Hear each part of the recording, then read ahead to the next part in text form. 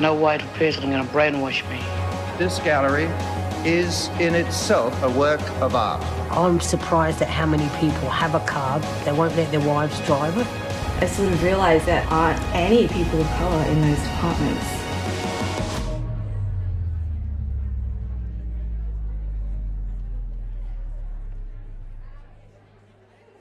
Women in Australia retire with 35% less super than men, and we're sick of it. The system was never built for us, so Verve Super was. Verve was founded by women to support women to build wealth and invest in a better world, while we all work together for change, because super is power, and women deserve more of both. Verve, proud partner of All About Women 2021.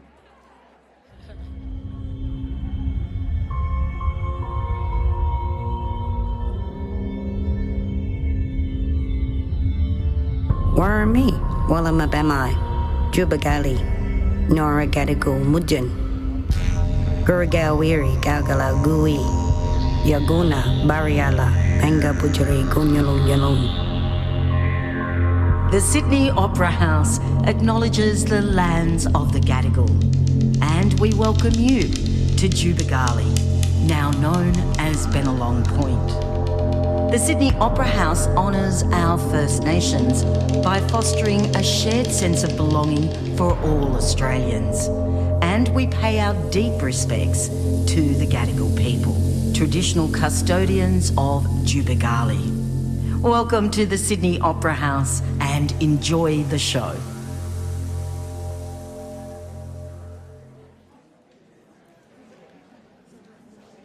Hi, everybody.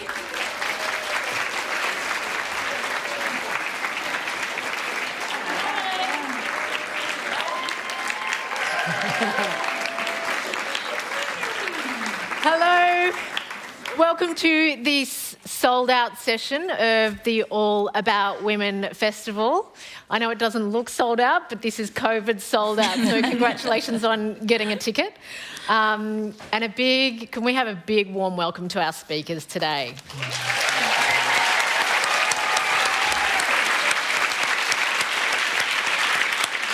Away from me, Jules Kim is a Korean-Australian, the CEO of Scarlet Alliance Australian Sex Workers Association, which is the peak national organisation that's been representing sex workers and sex worker organisation. And she has been a sex worker and sex worker activist for over 20 years. Jules!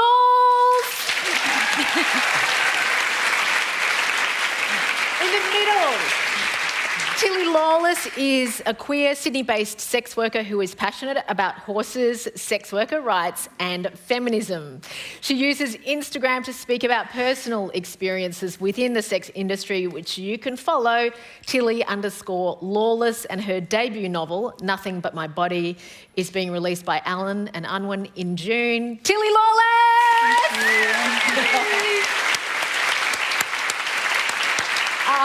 Nearest to me is Chantel Martin, a trans sex worker who works at the Transgender Outreach Officer as the Transgender Outreach Officer at SWAP. And she's what we're calling the grandma on the panel and one of the founding members of the only transgender housing cooperative in New South Wales. So today...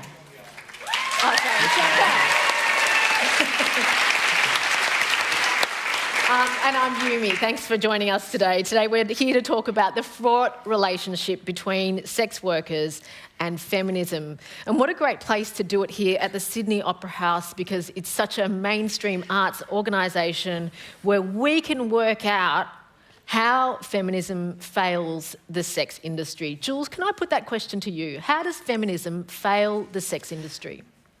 Look, I think there's some really narrow conceptions of feminisms. I'm a sex worker and I consider myself a feminist. And I think, you know, as a feminist, I respect other women's choice, all women in all their diversity, to choose how they work and to exercise their bodily autonomy. And regardless of whether you're a white woman or a woman of colour or a migrant woman, I think we need to be able to respect the choices of other women and their ability to speak for themselves. And I think that that's where there's a bit of a divide, where there's this conception that if you're a sex worker, then, you know, you must be exploited. If you're a migrant sex worker, you must be trafficked. And this is not the reality for most sex workers. And the problem with this conception is that when we do experience exploitation and we do experience violence, as women do in other professions, it makes it really difficult for us to seek redress because all our work is being conceived in that way. And just because we've chosen to be sex workers doesn't mean we're consenting to violence. It means we've chosen to work. You know, and that shouldn't be a barrier to us accessing justice if we need to. Tilly, can I put it to you? Is one of the reasons feminism fails the sex industry because of white saviorism, where people want to kind of swoop in and rescue the sex worker? Oh, well, yeah, that's obviously an issue because people are hyper-focused on migrant sex workers who generally aren't white, rather than, like, for example, a sex worker like me who's, like, you know, been to university and is white, and people assume I can make, you know, an empowered decision based on choice and, like, other women can't. But I think it's also tied into kind of second wave feminism of thinking you need to be a certain kind of woman to be a feminist, and, like, anything that is seen as, like, catering to the patriarchy is somehow like betraying your kind and like betraying the movement forward of feminism. And I think like a lot of people are threatened by sex workers because we employ things like hyper femininity to like make money. You know, like we often maybe access plastic surgery. Also, there's like a huge crossover between trans women and sex work, and like a lot of second wave feminists don't believe trans women are women. So like that is something that's also threatening about it.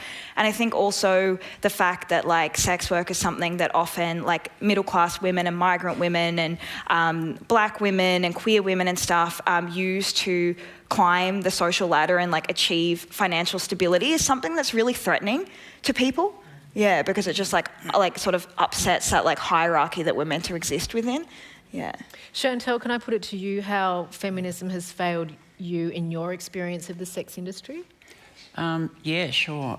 Sort of like, well, as a trans woman and a past sex worker, you know, feminism has kind of not been gentle with trans women, full stop. A lot of feminists see us as men or as men who are trying to steal feminist identities, which is so not true, you know, so not true. And so when they see us in the sex industry, it's kind of like, okay, so you must be oppressed then, you know? And it's not like that at all, totally not like that at all. I mean, as a sex worker, I enjoyed what I did. I loved what I did, you know, and it was my choice. It was my body. And yeah.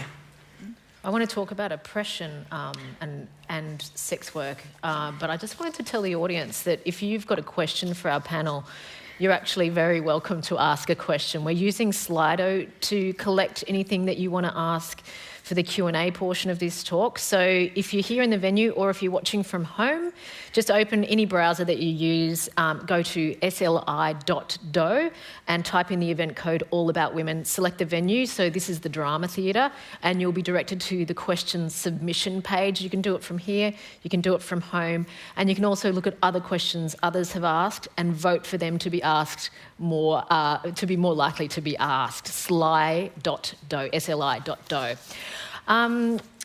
Chantel, back to you. Let's talk about how the effect of the intersection of culture, so you're an Indigenous New Zealander, being a person of colour, street-based sex work has exacerbated the discrimination that you've experienced. Yeah, so, and I guess to share this story,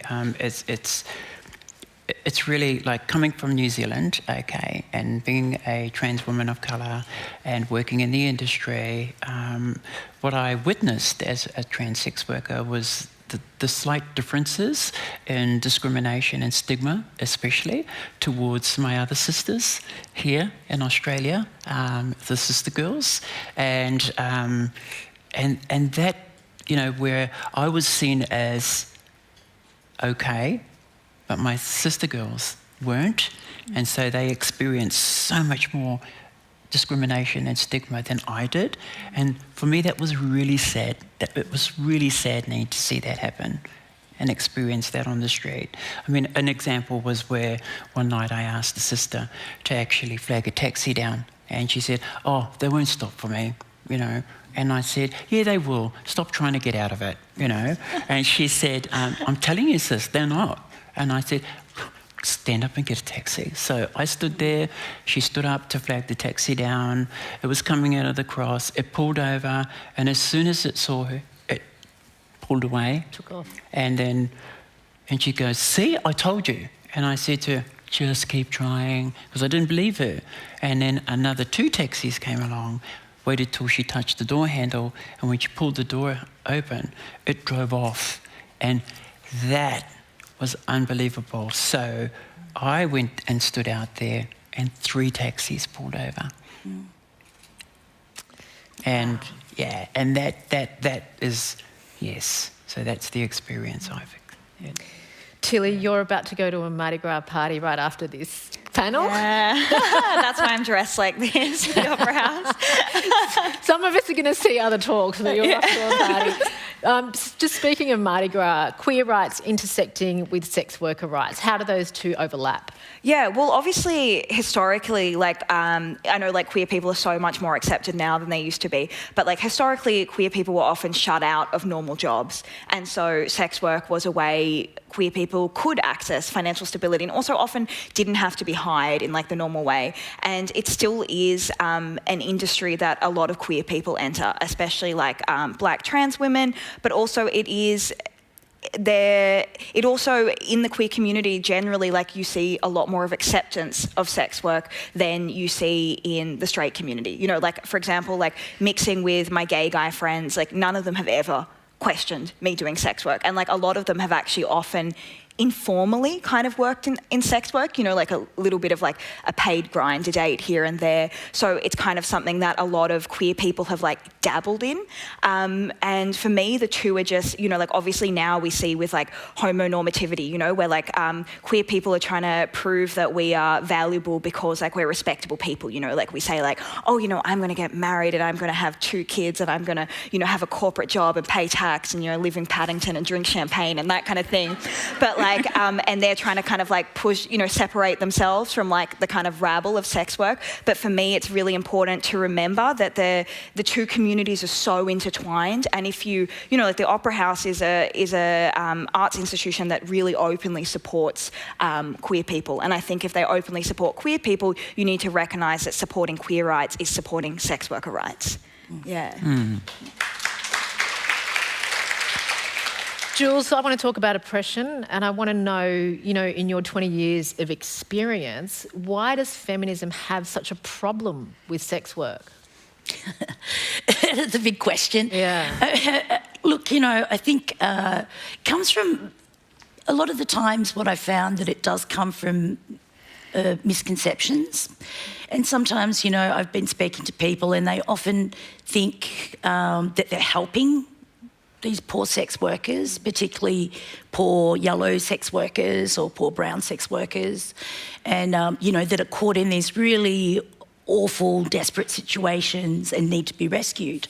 So I think that sometimes, it comes from a lack of misunderstanding, and it's not from any ill intent so much as complete misinformation, and also very racialised and privileged conceptions of who sex workers are, particularly migrant sex workers. And to be honest, when I first started working at Scarlet Alliance, and I did a study tour around Asia and met with a lot of sex worker activists, and met with spent 3 months in Thailand with the Empower Foundation. And regardless of even being an Asian sex worker, I was born in Korea and I migrated to Australia. Having studied and grown up in Australia, I still had those kind of first world misconceptions myself, like you have those things that Tilly spoke about, like, oh, it's okay because I had choices. Well, these people have choices too. These are the choices that they make. And in fact, in a lot of ways, their activism was far more advanced and, extreme than ours was. They've got their own sex work venues where it's cooperatively owned by sex workers, and they have sick pay and holiday leave, and it's called the Can Do Bar in Chiang Mai. They've got, sex worker centres everywhere, and yet we don't hear about these kinds of things. When we hear about Thai sex workers, it's about these poor trafficked sex workers that are, trapped and, need to be rescued. And the conception of rescue usually has nothing to do with what people really need. If people are actually being exploited, and let me give you an example, like in the case of say 7-Eleven or Domino's that was in the media and really high profile, exploitation was taking place, but immediately people were like, okay, so let's get these people the wages that they weren't paid. But when it's a sex work scenario, it doesn't come down to, let's get these lost wages for these sex workers. It's like, how do we rescue these poor yellow women from their job? And it's like, no, actually, we want our lost wages. We don't need to be rescued from sex work. Sure. Sex work's not the issue. We just had an asshole employer, and we actually need to get redress for the workplace exploitation, just like other workers. But in fact, when these rescue operations happen that actually pull women from their livelihood and deport them, actually still holding the debt and with reduced opportunity paying them back, it doesn't improve their lives in any way. It doesn't help them or support them in any way. Yet it's kind of conceived as a form of rescue. And I think that's fundamentally a massive problem that people need to understand, that actually if you want to support us and if you want to support workers, including workers who are experiencing exploitation, then we need to decriminalise sex work. We will talk about decriminalising in a sec. The idea of choice is really interesting to me because it reminds me of a conversation about women who choose not to have children. Mm-hmm. And the dialogue is, but what if you change your mind and you're allowed to have this choice so long as you eventually choose to have children? Right. How dare you choose not to have children? And I think it's really the same. People are like, women should have the choice so long as they eventually choose not to do sex work. Right. Tilly, a lot of people assume that sex work is only what people do when they don't have a choice, and that they're merely doing it until their circumstances change. So when you show pride in your work, enjoyment, humour around it, how does that disrupt and how is it received? Well, I think as sex workers, we're kind of shoved into this corner of only being able to speak about our work in a certain way. You know what I mean? Like we can speak about it as we are now in kind of like a pragmatic view of like speaking about the rights, and that's obviously incredible. But when we speak about having a bad day, we have to be careful with that because our words can be used and weaponized against us by anti-sex work people. One of the things that's really important for me in speaking about my work is speaking about it as a varied thing that's often very absurd. You know, like you're being put into really intimate scenarios with people that you haven't met before, and you're having to read unconscious cues, and it's basically every single moment of sex work is like really intense improv classes, you know? Like you're having to work out what this person wants and what you're going to do in response, and respond in a way that sets your boundaries but doesn't aggravate them. And it creates some scenarios that can be very stressful, but also scenarios that are hilarious. And like, for me, like I like to speak about those funny things because I also think we should be able to speak about sex work beyond the binary of, you know, exploited or empowered or whatever. And I think also sex workers should be allowed space beyond. So I think, for example, people who are like marginalised, we're often othered, and we're only allowed to speak about ourselves in kind of very, very minimal ways. So, you know, like if you're a trans woman, if you're a sex worker, if you're a injecting drug user, you're allowed to write, for example, a memoir that's a bit salacious, but you aren't allowed to write a dark comedy. Because that would really challenge people, you know? And also that would be like, how are you finding something funny in your work when your work can be a little bit traumatic, you know? But like for me, I feel like often as, I know that marginalised people, like we often find solidarity and get over difficult things by seeing the humour in the situations. So that's a really important thing to me, is to be able to create art and work around sex work that is allowed to be more varied and allowed to step outside that just like salacious like non-fiction element or purely like rights-focused things. But in terms of like the choice aspects, like that's something that interests me too, because like, you know, when I entered sex work, I really didn't really have many other options. Like I was like, you know, didn't have family financial support. Well, my family wasn't even in an ability to like help me in any way. And so I entered it out of financial need. But as I've stayed in it, I have, you know, I've been in it for 8 years now, and I could have left at many points now. Like I have had other opportunities. And so for something that was at the beginning, you know, like, sure, you could say I was coerced by capitalism to do it, because that's like a phrase that people like to use, has become something that, you know, I've stayed in because, to be honest, like every single work day is different, and I never come home not having a funny story to tell to someone. I can't wait to read your book. It sounds amazing. And just on that idea of a book and a narrative, the injecting drug user, having read lots of those books, they often have to end with them coming clean, them quitting their bad habit, and that's how they get to write that book and tell that story. Chantel, yes, you've been in you started working in the sex industry decades ago. What's changed since your early days? For me, and for many of my other sisters who I worked with on the street, look, I came into the industry in 1986, so decrim was nowhere to be seen. We were working in a criminalised state, so what was happening there was that we just, you know, we didn't have rights. So sex workers didn't have rights back then, and we didn't have rights in the way where if something happened to us on the street, we couldn't report it, and if something happened with a client, we couldn't report it, and the clients knew it.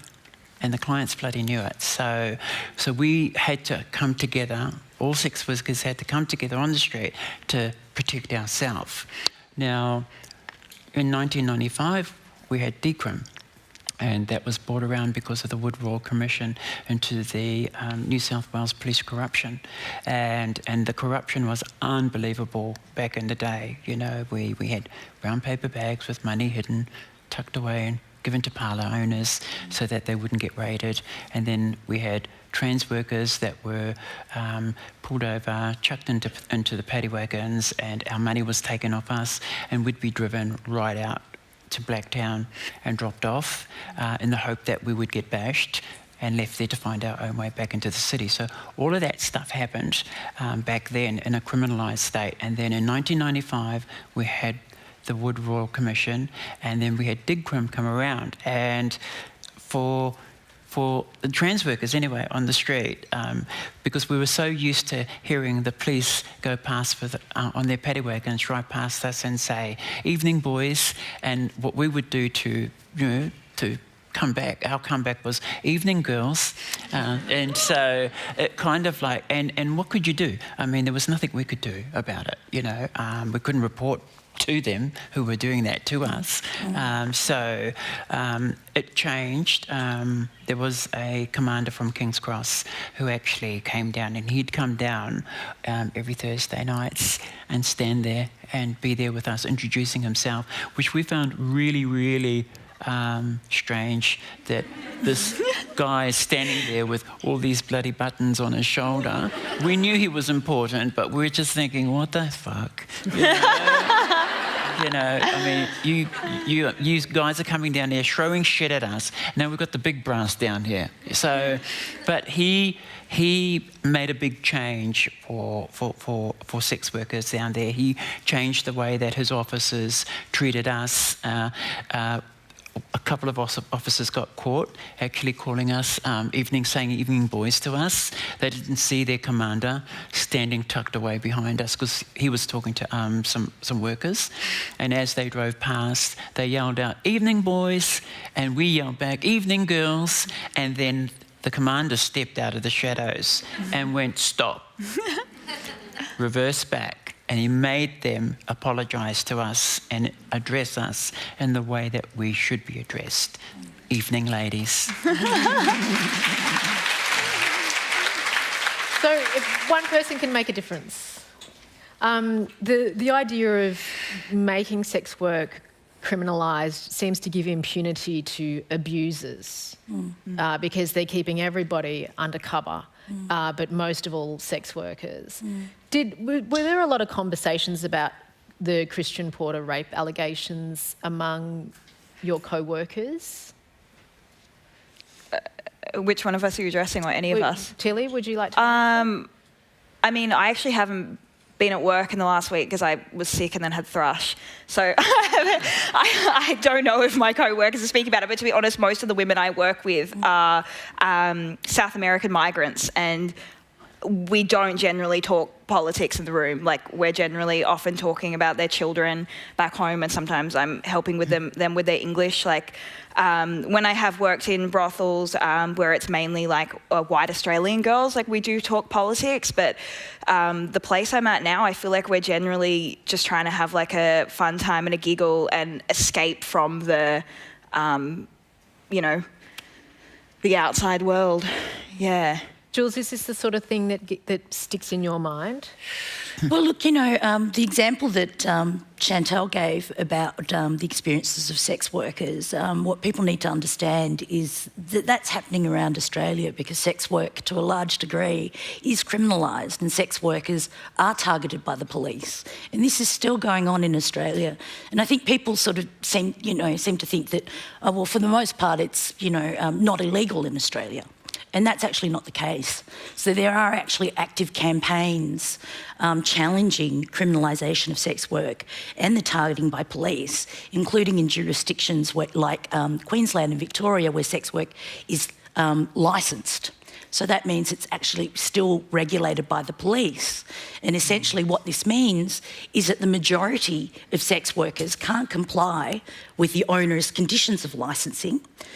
Also, by law, police are exempt from prosecution and will pose undercover as clients or sex workers in order to entrap sex workers and arrest us.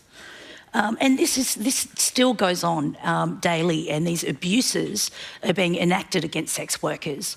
It's still, you know, if, for example, in WA, a sex worker doesn't have the right to remain silent. You can be strip searched on suspicion of being a sex worker just because, you know, somebody thinks that you might be a sex worker or you've been arrested before, you're standing on the wrong corner and you've got condoms in your bag. That's enough for you to be dragged down to the police station and strip searched. And this is just because you're a sex worker. And, you know, these violations are happening against sex workers every day, let alone when we're a victim of crime. There have been too many cases where sex workers, when they've tried to report sexual assault, and sex work is work and sexual assault is rape, right? Sexual assault is sexual assault, and it is possible for a sex worker to be sexually assaulted.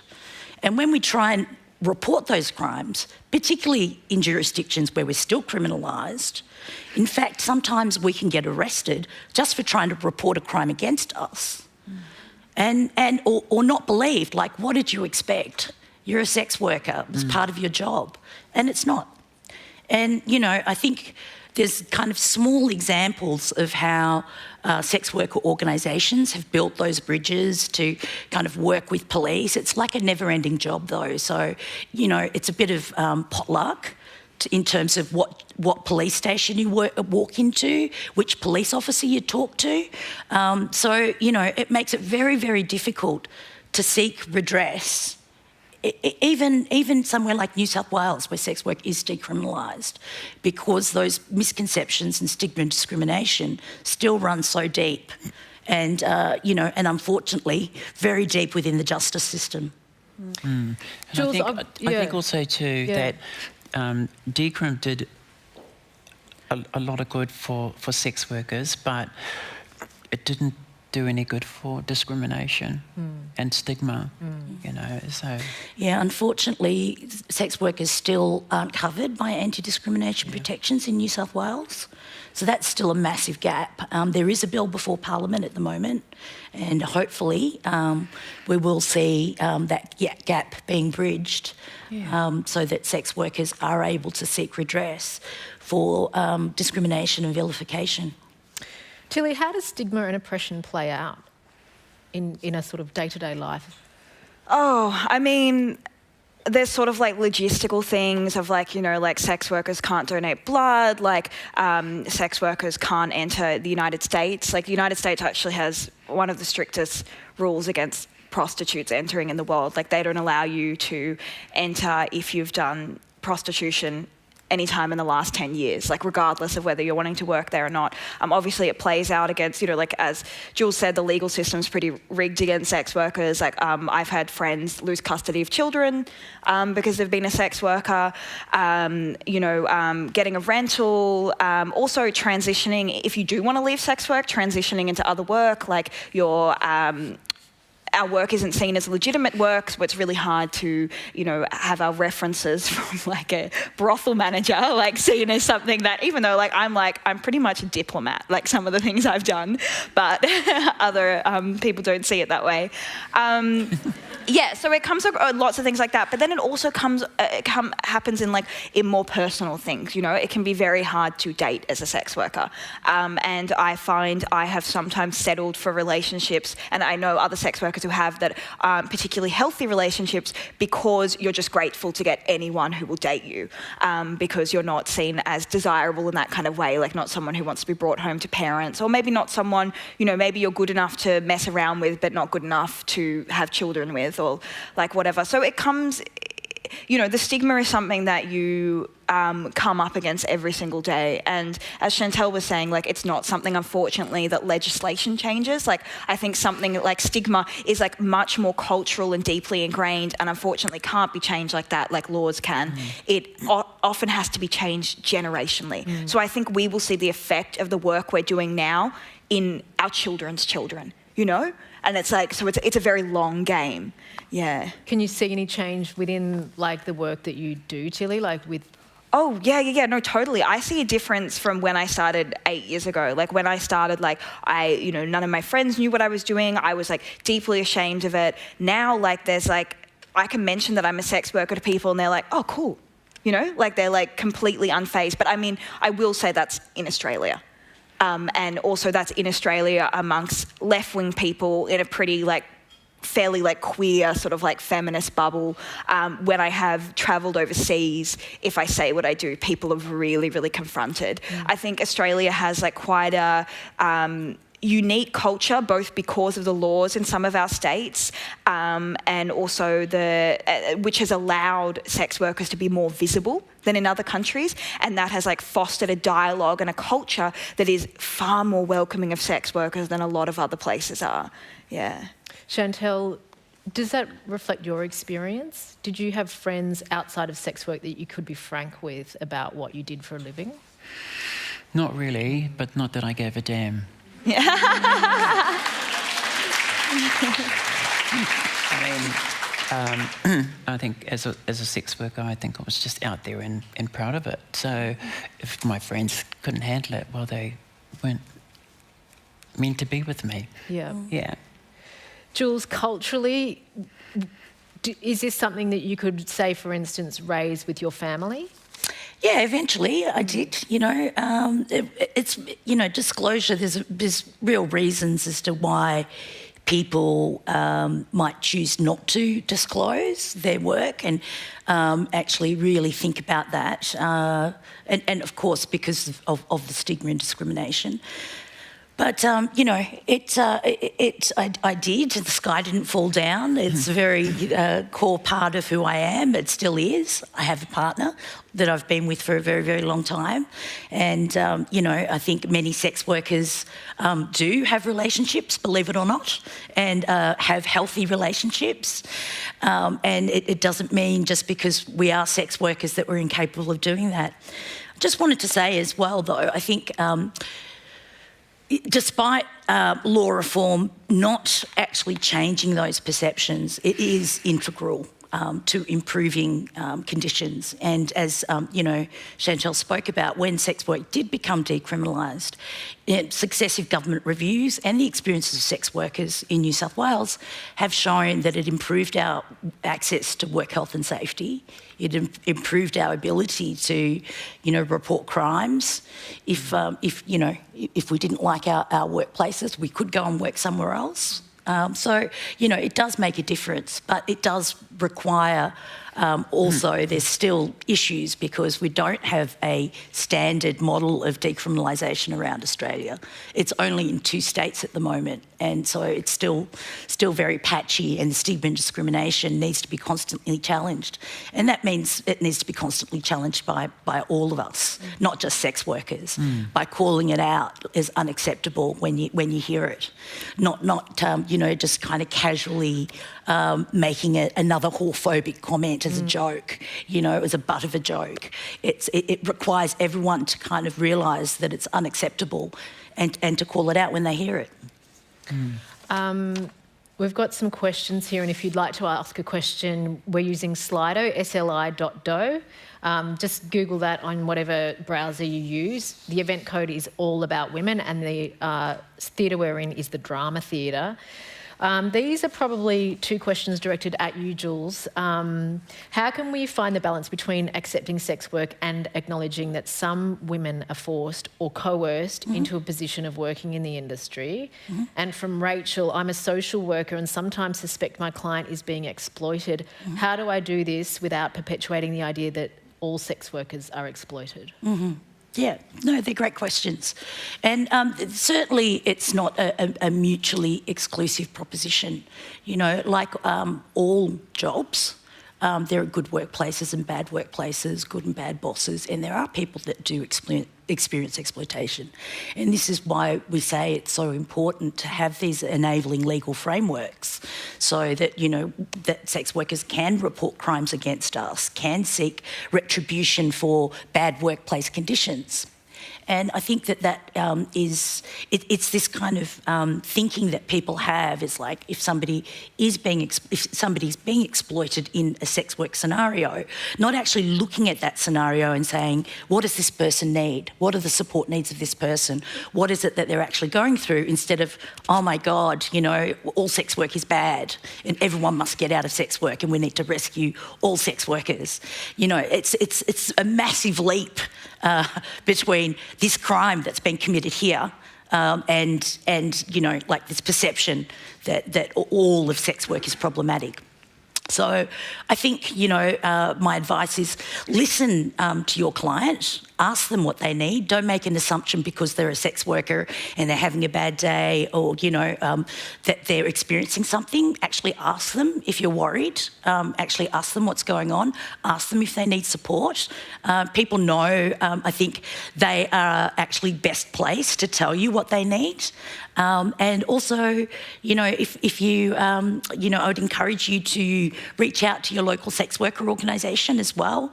There's a a list of all the state and territory member organisations of Scarlet Alliance, amazing peer sex worker organisations in each state and territory that are able to kind of work with you and, actually help probably do some in-services with your organisation as well to build those bridges and connections and to help increase the understanding of sex work. I'm going to direct this question to Tilly, but I have a feeling you've all got something to say on the idea. So from Juno Mack's TED Talk, she mentioned how the sex industry is a site of deeply entrenched social inequality. Most buyers of sex are men with money and most sellers are women without. Which brings me to a comment by Anonymous on Slido who said, sex workers are experts in negotiating consent with our diverse client population. When will we be acknowledged as being at the forefront of consent education? Love that. Great question. And I did notice, Tilly, you mentioned your boundaries and reinforcing them. What have you got that we can learn from about consent and boundaries? Yeah, I mean, I think one of the things about that sex work teaches you about consent is what I was talking about earlier, is about unconscious cues. Like, I feel like one of the focuses that we talk about so much in the media is about verbal consent, and the reality is, unfortunately, consent isn't actually, and this is going to sound awful to say because I know black and white is thrown around about rape allegations, but I'm not speaking about rape allegations. I'm speaking about the fact that consent isn't something static. It's like fluctuating. It's always fluctuating. It's like you can feel like doing something in one moment and then in the next moment you don't feel like doing it. And it's also something that we can give out not just through our words, but through the way our bodies move. And I think I would love if the education around consent took it, because also not everyone is verbal. Do you know what I mean? Like, I see disabled clients who are non-verbal and have to, communicate with them in other ways. And like, they've come into the brothel, so like I know they've come in choosing to see me, but I'm still having to engage in an intimate sexual service with them without the added benefit of like language, which is what I usually rely on, So I think, sex workers are really, really well versed in picking up on unconscious behavioural cues that people give, and also in recognising that consent is something that continues throughout an encounter, and it's like, it really is a sort of like a malleable thing. And like, consent to me is not this thing that you can like sign a thing for and then have. Consent is more like conversation. It's something that moves between you and is always kind of shifting. And I wish that conversations and like education around consent recognise that, like how nuanced it is. And I also wish that conversations around consent taught you how to say no to things, but also de-escalate through saying no. Because sometimes people do take offence when you say no. And I think sex workers are, as I said, like, I feel like I'm kind of like a diplomat sometimes, because you learn to be very tactful and not upset people's ego. And like, the reality is, people's ego shouldn't be upset by being rejected, but a lot of people's ego is upset by being rejected. So like, how can we manage it in a way that people don't arc up at you when you set a boundary? And I think those kind of like, sort of like tactful like things are something that sex workers are just so on top of. I love that all so much. Thank you, Tilly. Chantal, in your experience, is it the same? Like, you have to be a diplomat? Yeah, pretty much so. Pretty much so. And it's something also too that it's a work in progress, okay? Because I know definitely when I started in the sex industry, it was kind of like hard to navigate what I would let the client do or not. And I made a few mistakes, but it didn't take me long to work out that, hey, I'm the one in control here, right? And I had to work out a way of doing that in the same, in a way where I wouldn't lose the client, or where I wouldn't like have the client turn on me. So I found it really easy to be humorous about it. And just say, look, when a client would say, I want to do this, and I want to do this, and I want to do this, and I go, oh, darling, you don't have enough money to do that. And he'll go, what do you mean? I'm paying you for it. And I'll go, yes, but you want me, you're paying me this amount of money to go around the world. That's only going to get you just out of Sydney. You know? Humour works. I can see how you use humour in those situations. Very disarming. The reason I mentioned about the Juno Mac quote about the inequality, buyers of sex are men with money, sellers of sex are mostly women without, is because of that power imbalance that really affects consent sometimes. So to all three of you here on the panel, when you're fortifying, defending, sticking up for your boundaries, what is your greatest weapon? Look, I think in a lot of ways, sex workers negotiate consent far more explicitly than people ordinarily do in sexual encounters. So we're very skilled at negotiating our boundaries, negotiating our services, negotiating the price for those services. You know, like the services that we provide are heavily negotiated. And so we're very adept at talking about sex and negotiating and talking about consent and actually kind of... And I think people could learn a lot from that. So I really love that question that came up about sex workers being consent educators, because we really are. I think that there is a lot to be learnt from sex workers in talking about sexuality and consent more openly. I think also what Chantal said about disarming through humour is really valid, and I know I often deflect so it doesn't feel like it's rejection. Like if a guy is pushing for something that I don't want to do at that time, I've learned if I say, no, I don't do that, or I don't offer it as a service, they still push for it. But if I say, oh, I actually have a partner outside and I save it for them, they go, oh, okay, I get that. Because they would like their girlfriend to save something for them. So I'm like, you know, then it doesn't look like I've rejected them. So like, yeah. How have mainstream online content sites and subscription services, I guess they're talking about OnlyFans and stuff like that, impacted full service sex work? Look, you know, I mean, technology has always been a part of sex work. That is, and sex work is, I think, when people think about sex work and sex workers, they have a very narrow conception of what that means. And actually, in fact, it's really diverse. We're not just women doing full service. It's actually a broad array of services, and some of it is actually contact services, and some of it is online and non-contact. We are so diverse in terms of, in every aspect, you know, in the services that we provide, in our sex and gender, and in our racial diversity. So in just like any other profession, we are incredibly diverse, and that is the beauty of sex work. We do set our own boundaries about the services that we do provide, and we can do that. And I think that's a flexibility that not many jobs do have. I think there is a paranoia amongst some people that online work is taking away from in-person work, but that isn't just about like online sex work. I remember the same, you know, like working at brothels when Tinder first came out. Everyone was like, it's quiet because everyone just gets free sex on Tinder now, and it's like kind of like setting up like the online world as like sapping like, you know, the real world. But like, to be honest, like I don't see them as like that in competition, because like for me, a client who wants to come in and pay for like actual physical touch, if that's what they want, they're going to choose that. Like, you know, OnlyFans is no actual replacement for that. Like for me, as a full service sex worker, I see OnlyFans way more aligned with porn than with the kind of work I do.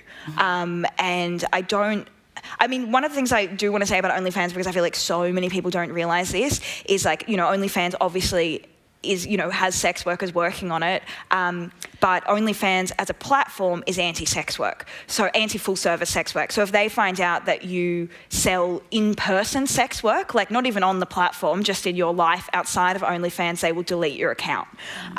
So it's not really the kind of like sex worker friendly place that you think it is. It's sex worker friendly for online sex workers, not for full service sex workers. Yeah.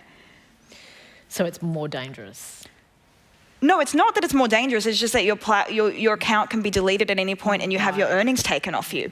So it's like you're kind of constantly like precarious on it, and your earnings can be confiscated. A question from our audience. As people who are not part of the industry but who do want to be part of supporting sex workers, what are some practical things we can do to help? Can I start with you, Chantal? Yeah, I think to support sex workers, I think it would be really, really, really good. Like, I love the term "nothing about us without us," you know, and kind of like doing your research and finding out so much more about that. Look, I've been told Google's my friend. I keep saying to my manager, I mean, I want to know about this. She goes, Chantal, Google's your friend. You know? But yeah, it is, you know, research, do stuff of, you know, research, sex workers, and also to, if you're an organisation and you want to work with sex workers, I mean, nothing about us without us. So if you're going to put out material and resources, make sure you include sex worker voices, you know. Jules, have you got some thoughts about how to be a better ally? Yeah, I think listen to the voices of sex workers is really important.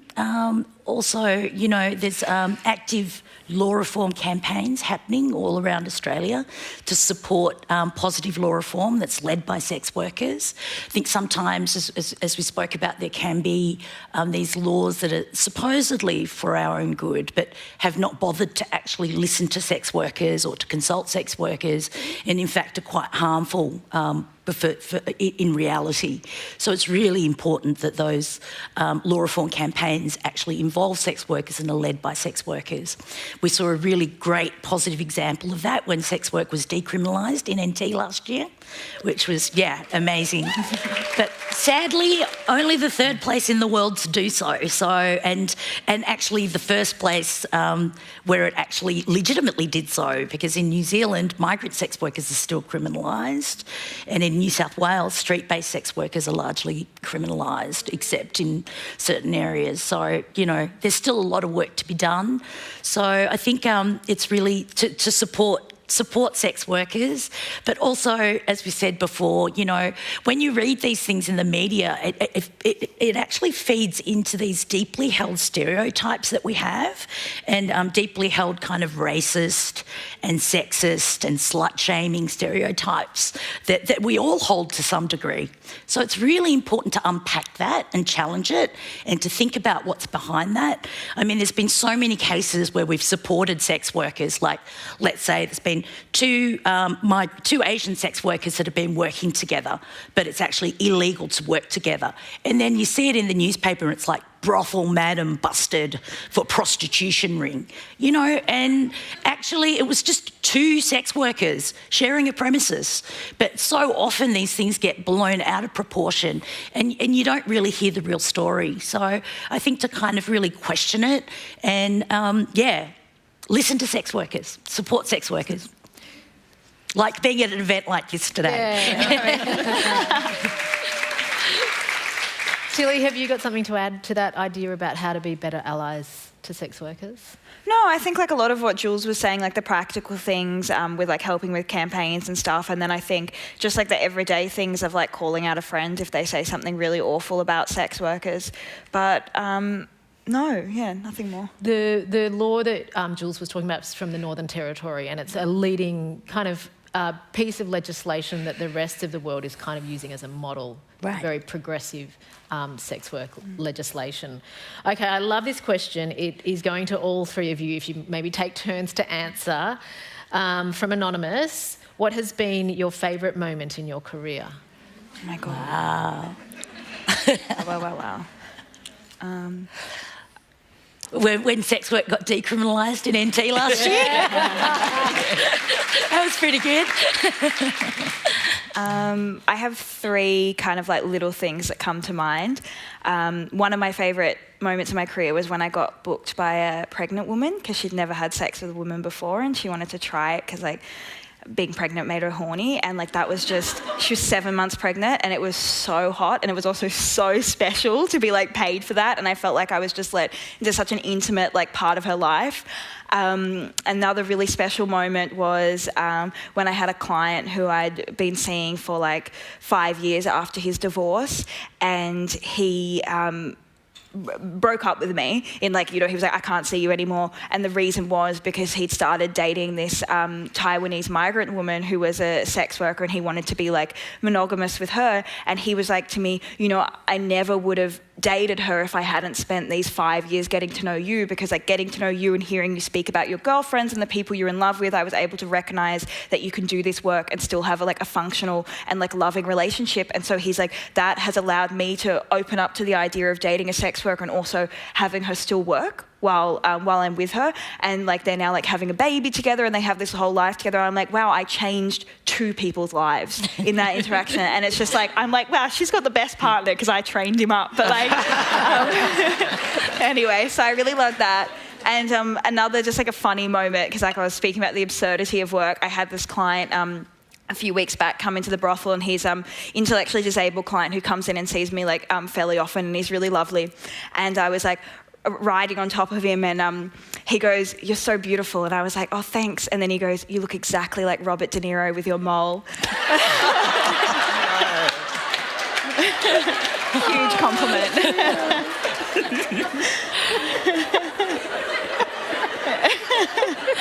Robert De Niro is really hot. I'm so about that. Chantal, do you have a memory of your favourite day at work? Yeah, look, look, as a street-based sex worker almost 30 years ago, and then trying out, transitioning into working in a brothel, and then finally ending up in the private sector, like working as a private worker, I think that was a real pivotal moment for me, because I had worked in those 3 different areas, and then found that working as a private worker, I became like my own boss, and also to the different ways in working in the industry, like as George said before, the diversity, and also to, as a private worker, I was my own boss. I called the shots. I saw who I wanted to when I was ready. And I remember before starting in the private sector, a client I saw, an accountant. I said to him, "I'm not getting much bloody work." And he goes, "But that's because you're not looking at what you're doing as a business." And I went, "What are you talking about? All I do is suck cock." And he goes, and he spun around and he said, "No, you've got to look at it as your business." And I thought, wow, I never thought about that. And this accountant client of mine sat there and talked me through how I could make myself a better whore. I love that. Love it. He said to me, "You have to see yourself, what you do as a business, and you have to see yourself as a product." And I went, "What, like a can of spray?" And he goes, "Not well, yeah." And so you kind of like have to find a way, okay, of selling that product. And you know what? That was the pivotal moment for me. Wow. Yeah. And that's amazing. Can anyone on the panel, this is a question from Anonymous, can anyone on the panel speak about the intersection of disability and sex work? You've alluded to this a couple of times, Tilly. Yeah, I feel like it's probably not really my place to speak about, because like I don't have a disability. I do have like a number of friends with disabilities who do sex work, and I think I think there's a lot of crossover between people with disabilities and people who do sex work, because often sex work allows you more flexible hours and things that you can do if you have like a chronic illness or severe mental health problems.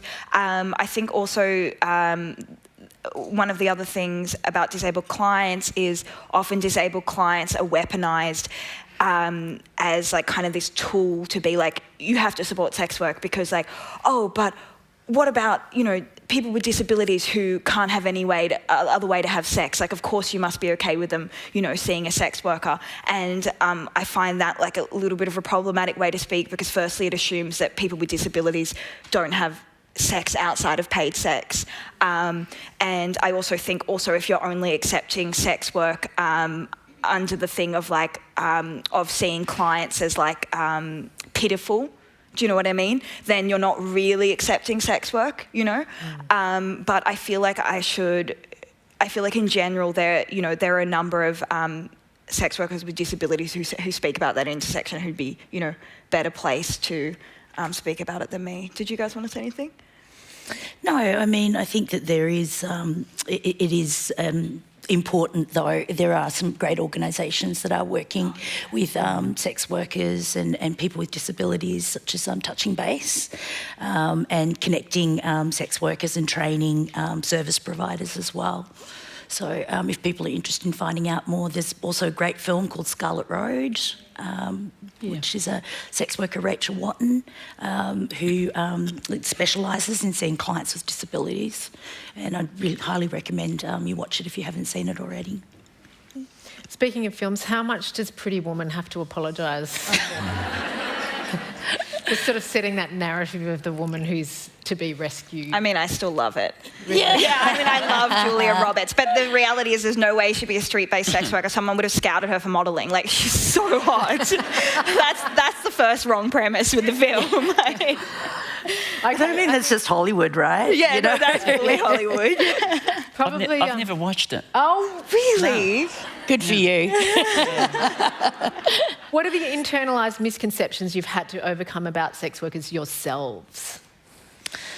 Look, you know, I think, like, you know, I was talking about those deeply held archetypes and stereotypes and that we have, you know, and whorephobia is one of them, because from day dot we've fed this kind of, you know, stereotypes and misconceptions about sex work and who sex workers are, and it's either highly pathologised and victimised or highly glamorised, and in fact it's work. You know, and and you know, I think that kind of, it does take a lot of unpacking to realise that we are actually complex, whole human beings with other identities and other lives, and we're not just, you know, like the hooker in the dumpster, as you see in, you know, on TV, or the pretty woman stereotype. We are actually whole human beings.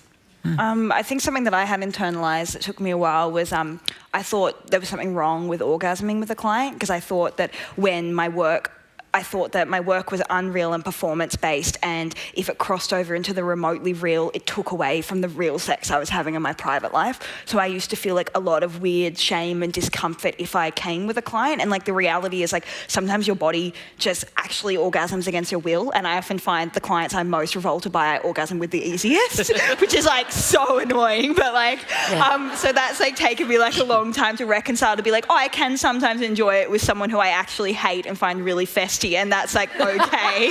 Like, yeah. So, were you ever tempted to fake not orgasming? I would orgasm, and then I wouldn't be like, oh, that was really good. I would orgasm, and then I'd kind of like get in the shower and be like, you know, I wouldn't want them to know that it was real. I was like, oh no, like, why have I given you that satisfaction of actually having me orgasm? It's okay to enjoy your job, Tilly. Yeah, no, that was what I had to unravel. And Chantal? Internalise, yeah, I guess, when I first started working, I used to internalise the shame that was put on me by, you know, the public as being a sex worker, or if I was, you know, arrested, you know, when police would say, oh, well, look at you, you deserved it, you know, look at the job you chose, you know. And it took me a while to get over that, but when I got over it, On that note, we're going to wrap it up. A big thank you to our panel for joining us today.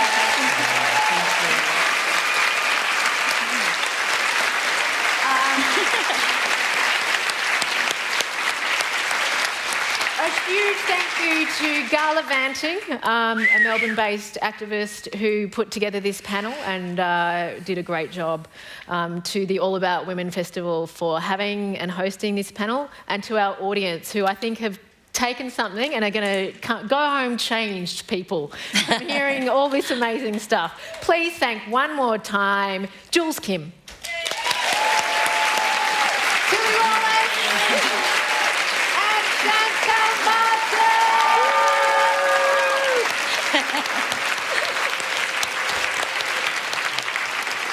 you guys. Thank you.